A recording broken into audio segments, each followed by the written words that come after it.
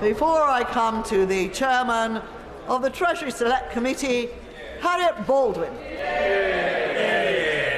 Thank you very much, Madam Deputy Speaker, and wonderful to have you back in the Chamber today. After that torrent of socialist declinism from the opposition,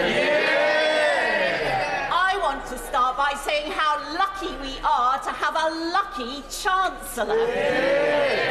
He has been lucky this winter because the weather has been a lot warmer than when he stood here in November, and as a result, the price of energy has come down. But he has also made some of his own luck, Madam Deputy Speaker, because thanks to the steps that he took, the financial markets have stabilised and he has had to pay less in interest than he was expecting to, about £4 billion.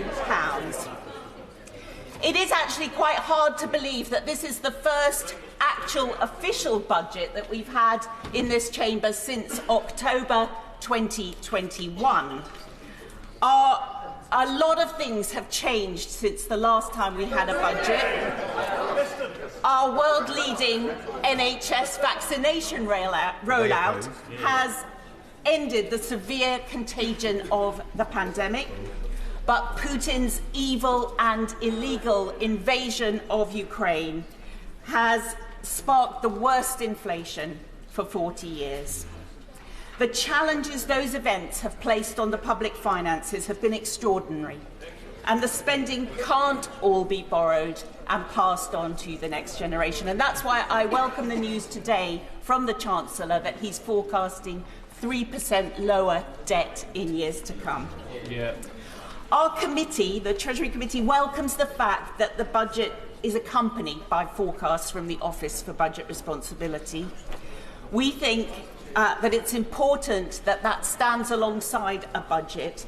It's a key part of the independent framework for chancellors, and we will be taking evidence from them next week on the underlying assumptions behind their forecasts. Because what has changed most perniciously since the last budget in October 2021 is inflation. It was only just beginning to rear its ugly head in October 2021.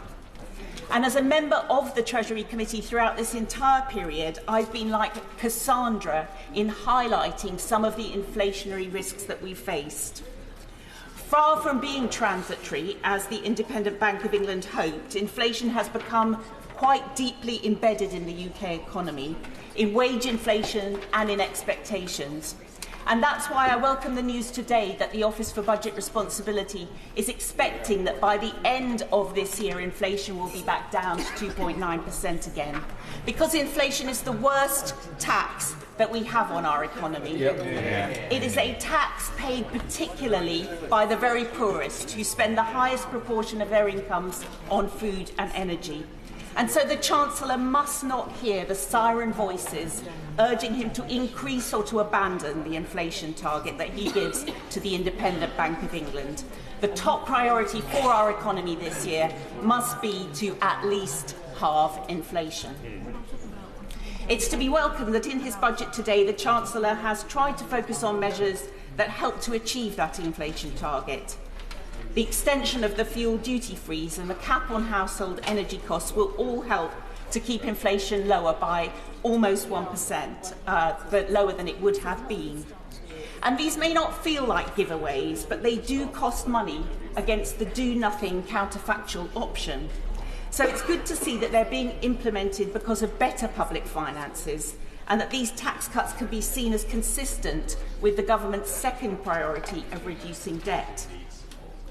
In our recent Treasury Committee report, we called on the Chancellor to think again about the fiction that lies behind fuel duty forecasts.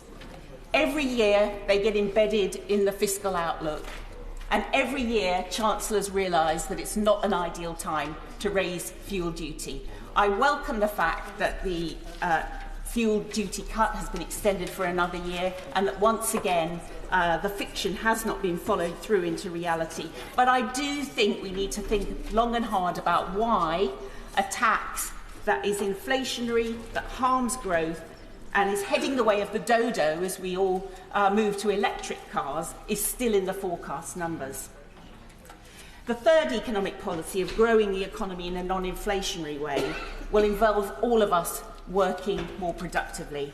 And the Stride Review, named after my illustrious predecessor, has rightly focused on this key question. And I think there were many measures that we can all see will be very helpful that were announced in today's budget, because with over 1 million job vacancies in our economy, we are still, as a country, working fewer hours than we were before the pandemic.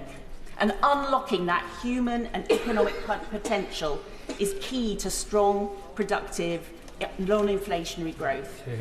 So the steps that have been announced today on childcare and on pensions will help to ease the labour shortages that are pushing up wage demands, and they will help counter those inflationary pressures. And so the Treasury Committee looks forward to exploring all of these issues in detail with both our expert witnesses and with the Chancellor himself in our next evidence sessions, because the details really matter. The Treasury Committee has highlighted the new benefit cliff edges that my right honourable friend introduced last November when he announced that next winter only low-paid households will receive the £900 help with their cost of living. We asked for it to be spread into 6 instalments to reduce the risk of cliff edges. And we're sorry to hear that a somewhat clunky computer system means that there will be 3 instalments instead, because we worry that if you lose your job one day just after the qualifying date, you will miss out on a lot of help.